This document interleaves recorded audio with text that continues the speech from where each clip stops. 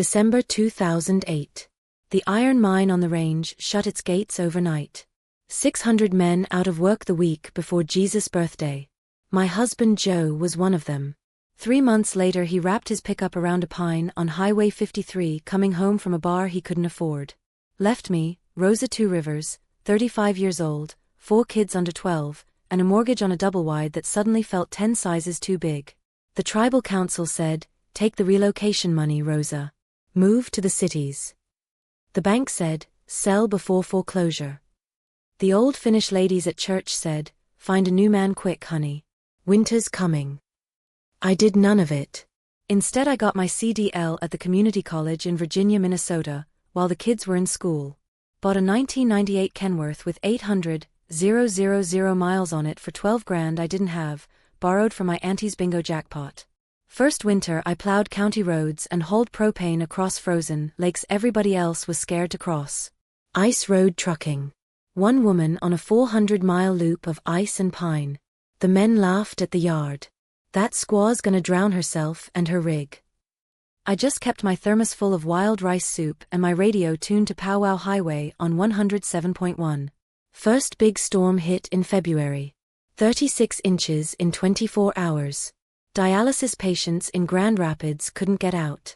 Roads closed from Hibbing to Ely. County called me at 3 a.m., only trucker still answering the phone. I pulled 12 people out of ditch-bound cars that week, hauled 3 nurses to the clinic, delivered oxygen tanks to elders on the res. By spring the county commissioner himself put a new sign on the plowed Lake Road, Rosa's Road, drive at your own risk. Next fall I bought a second truck on payments. Hired Mary Big Bear, another widow with 3 kids and a suspended license she was trying to get back.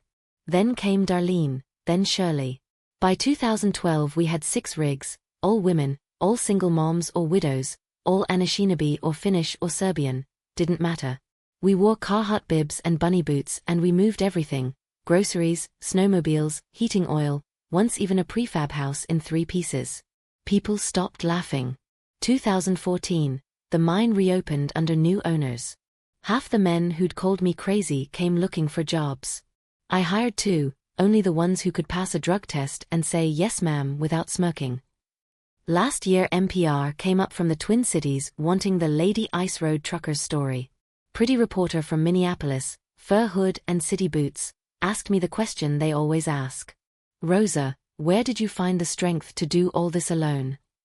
I was elbow deep in a transmission, grease to my wrists, kids doing homework in the office trailer behind me. I wiped my hands on a rag that used to be one of Joe's shirts and looked her straight in the eye.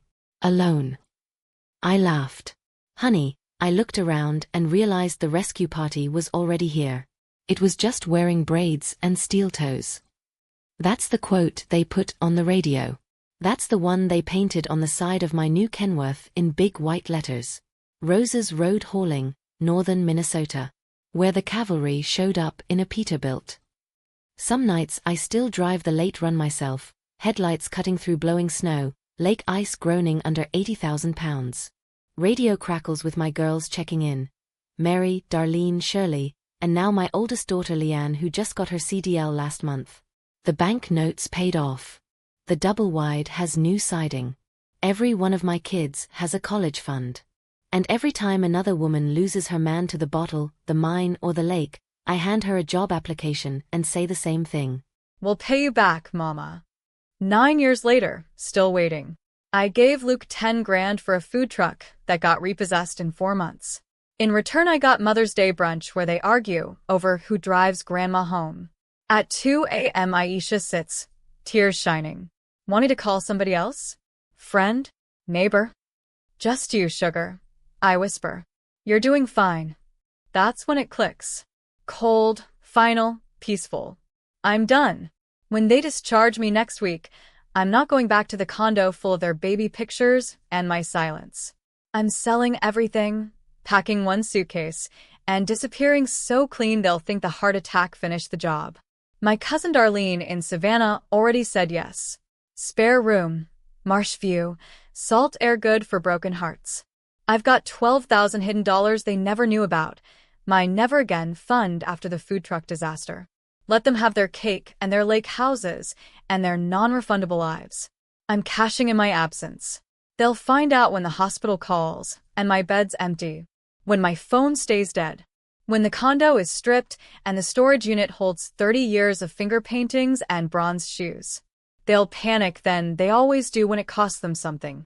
But I'll be on a porch swing on Tybee Island, sweet tea sweating in my hand, watching pelicans dive, listening to waves instead of excuses. Aisha comes in one last time. You sure you don't want me to call your daughter?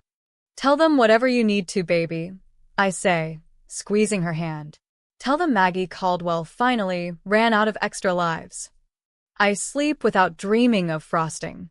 Tomorrow I start living for the first time since 1978.